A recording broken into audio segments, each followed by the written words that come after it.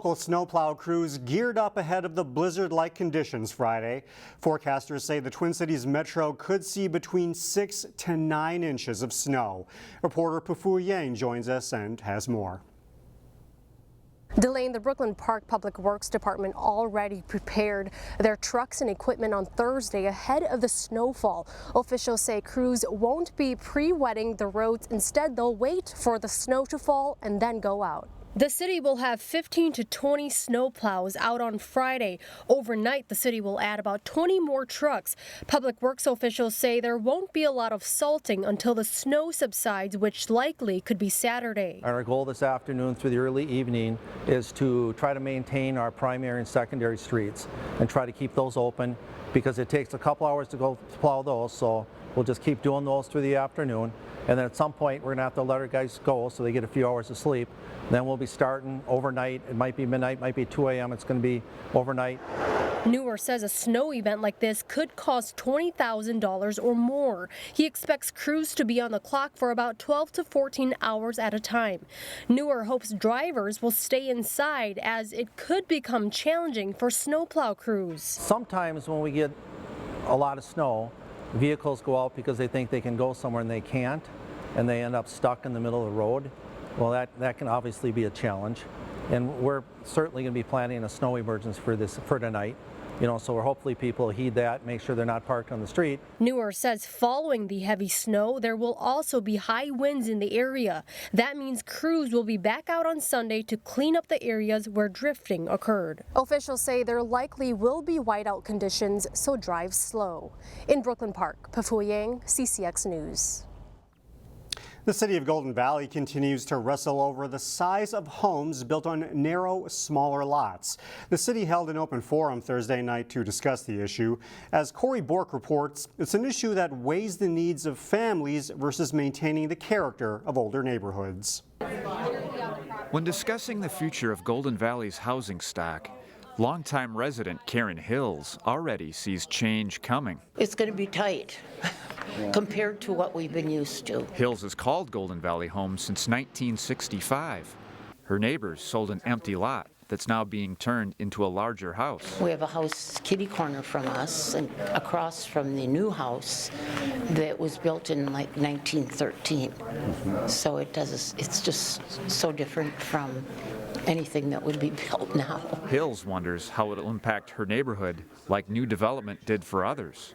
Golden Valley Mayor Shep Harris has heard resident concerns. If we allow some of this development to continue, then you are going to see a change in some of the neighborhoods, and you may see larger homes on small lots. Golden Valley defines narrow lots as 65 feet wide or less. There are approximately 1,300 of them in the city, many of them zoned more than 100 years ago. Harris knows there needs to be a balancing act. We're trying to create something new that will be flexible enough that will allow housing to continue as people want to redevelop or remodel their homes or build a new home if the housing stock has gotten too old, but do it in a way that will be similar in size and scale to the surrounding neighbors. John Griffiths came to the open forum hoping to learn what the issues are.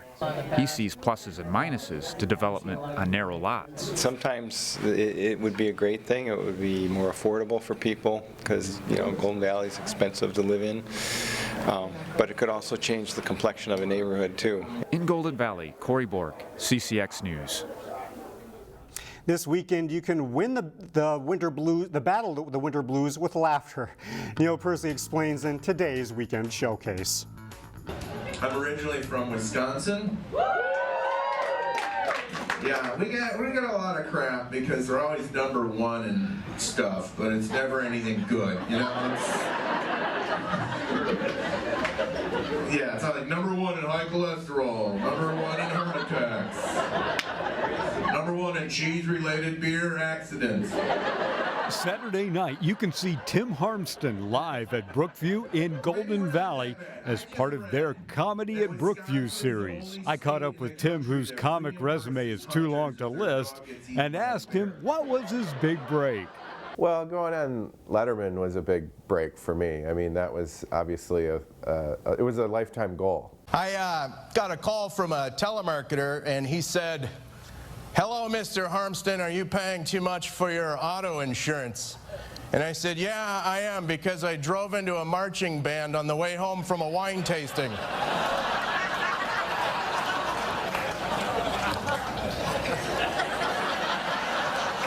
What can you do for me?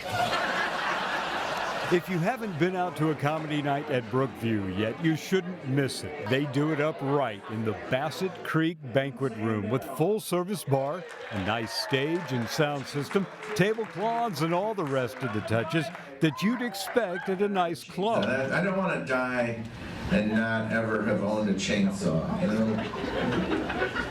So my wife actually bought me one. It was an electric one from Aldi. The show starts at 8 p.m. and tickets for Tim Harmston at Brookview can be found online at the Brookview website. For Weekend Showcase, Neil Persley, CCX News. A group of volunteers in Golden Valley is preparing for what they call a holiday of service. And what we do is we have volunteers come in on Saturday and make the number of pies that Dr. King's age would have been. 91 pies will be made by volunteers. And on Sunday, we have people come and have conversations and dialogues around some pretty tough issues such as race, equity.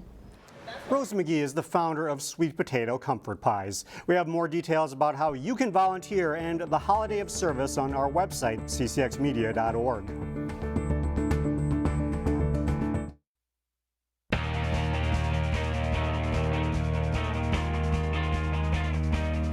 It isn't often that the Hopkins boys basketball team is an underdog in any game. The 7th-ranked Royals have another strong team, but they would need a big effort against #1 Eden Prairie Thursday.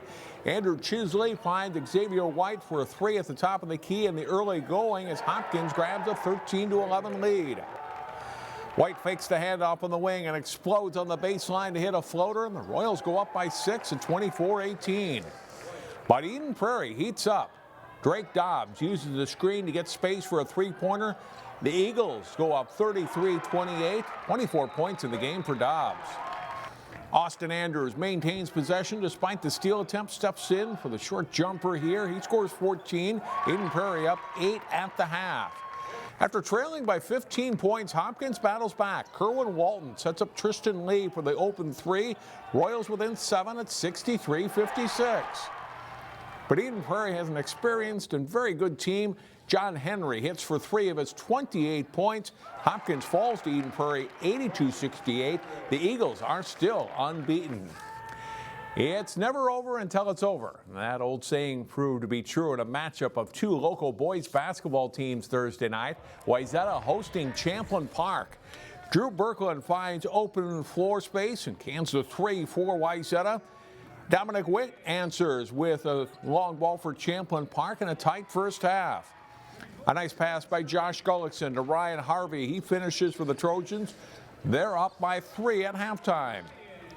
Second half, Eddie Bennigan to Jacob Wildermuth for the hoop and fouls. Wayzata tries to build the lead.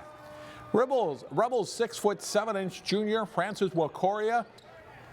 Rebound, put back and foul here. He scores 23 in the game. The Trojans, though, go on a run. They take control. Carter Bierke with the baseline shot and the and one. And then Wildermuth with a corner 3, and it's 60-46 Wayzata. But Champlin Park comes back. Joshua Strong hitting a long 3-pointer. He scores 24 in the game. Wakoria draws a foul with 3 seconds left, and his free throws send the game to overtime. Early in OT, Strong. True again from long range for the Rebels basket. Wayzata answers. Bennigan with a nice bounce pass to Bierke for the easy hoop, and it's 76-all. But Wakoria with a nice move gets to the hoop for the Rebels basket. They take a 78-76 lead with 4 seconds left. Wayzata gets a chance, but Berkland's shot is short. Champlin Park gets the hard-fought victory. Champlin Park and Coon Rapids are a co-op program in girls hockey. On the boys' side, they still field separate teams, and the Rebels and Cardinals faced off Thursday at the Ice Forum in Champlin. First period, Champlin Park's Noel Vizner with a burst of speed up the middle and slips a shot into the Cardinals' net. It's 1-0 Rebels, 6:31 into the game. Quick passing here by Champlin Park. Ethan Moss to Hogan Sinjum. And then number 12, Riker Grant knocks the puck in for his 5th goal of the season. And it's 2-0 Rebels. Well, watch this one. The puck cleared deep by Champlin Park. Rolling pucks are dangerous, though, and the Cardinals goalie can't clear. Robbie Lawler with the goal for Champlin Park. And it's 3-0 Rebels, still in the first. And they add one more. Micaiah Sparks to Nolan Peterson for the one-timer, chipped in by Jared Johnson for the goal. All the scoring happens in the first period. Champlin Park shuts out Coon Rapids 4-0. In gymnastics, Hopkins and Wayzata are 2 of the top teams in the Lake Conference. They met in a dual meet Thursday night. Trojan senior Grace Trainer, one of the best in the state. She wins all 4 events of the meet, including a vault with a score of 9.35. This is Hopkins 8th grader Avery McIntosh. She records the team's top score on the vault, landing with an 8.825. For Hopkins' team, the top 137 for the meet.